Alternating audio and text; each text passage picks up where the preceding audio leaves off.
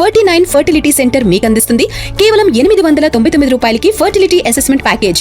AI భూమ్కు ముఖ చిత్రంగా నిలిచిన మైక్రోసాఫ్ట్ షేర్లు గురువారం ట్రేడింగ్లో దాదాపు 10% కుప్పకూలాయి. మార్చి 2020 తర్వాత ఇదే అతిపెద్ద పతనం కావడంతో టెక్ మార్కెట్లో ఒక్కసారిగా ఆందోళన మొదలైంది. కేవలం కొన్ని గంటల్లోనే టెక్ దిగ్గజం దాదాపు $355 బిలియన్ల మార్కెట్ విలువను కోల్పోయింది. ఏఐ రేస్లో మైక్రోసాఫ్ట్ మందకించుతోందా అనే ప్రశ్న ఇప్పుడు పెట్టుబడిదారుల నోట వినిపిస్తోంది. కంపెనీ ఆర్థిక నివేదిక పెట్టుబడిదారులను నిరాశపరచడంతో మైక్రోసాఫ్ట్ షేర్లు గురువారం దాదాపు 10% పతనమయ్యాయి. మార్చి 2020 తర్వాత ఇదే అతిపెద్ద పతనం. ఈ పతనంతో టెక్ దిగ్గజం $357 బిలియన్ల మార్కెట్ విలువను కోల్పోయి గురువారం ట్రేడింగ్ ముగిసే సమయానికి $3.22 ట్రిలియన్ చేరుకుంది. ఈ క్షీణత విస్తృత టెక్ మార్కెట్ పైన కనిపించింది.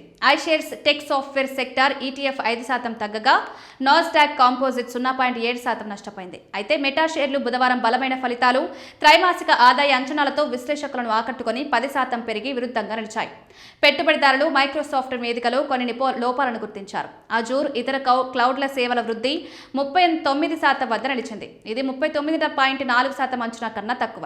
అంతేకాదు విండోస్తో కూడిన మోర్ పర్సనల్ కంప్యూటింగ్ విభాగం 3వ త్రైమాసిక ఆదాయ అంచనా $12.6 బిలియన్లు, స్ట్రీట్ కౌంటింగ్ అంచనా $13.7 బిలియన్ కన్నా తక్కువ.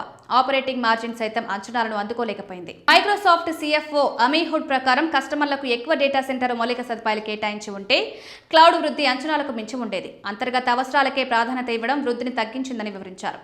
ఆమె తన వాదనను స్పష్టం చేస్తూ మొదటి, రెండవ త్రైమాసికంలో కొత్తగా అందుబాటులోకి వచ్చిన GPUలను అజూర్కు మాత్రమే కేటాయించుంటే ముఖ్య పనితీరు సూచిక 40% కంటే ఎక్కువగా ఉండేదన్నారు.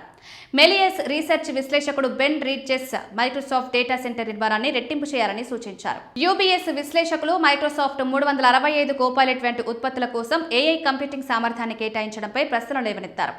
ఓపెన్ AI ChatGPT వలె ఇది ఇంకా అంతగా రాణించలేదన్నారు. కాగా వాల్ స్ట్రీట్లో ఈ ప్రతికూలత అందరిలోనూ లేదు. బర్న్ స్టైన్ విశ్లేషకులు మైక్రోసాఫ్ట్ దీర్ఘకాలిక వ్యూహాత్మక నిర్ణయాన్ని ప్రశంసించారు. త్రైమాసిక లాభాల కంటే దీర్ఘకాలిక ప్రయోజనాలపై దృష్టి సరైందేనన్నారు. చివరగా SFO అమీహుడ్ ప్రస్తుత త్రైమాసికంలో మూలధన వ్యయాలు స్వల్పంగా తగ్గుతాయని అంచనా వేశారు. ఇది వ్యయ నియంత్రణపై కంపెనీ దృష్టిని సూచిస్తుంది.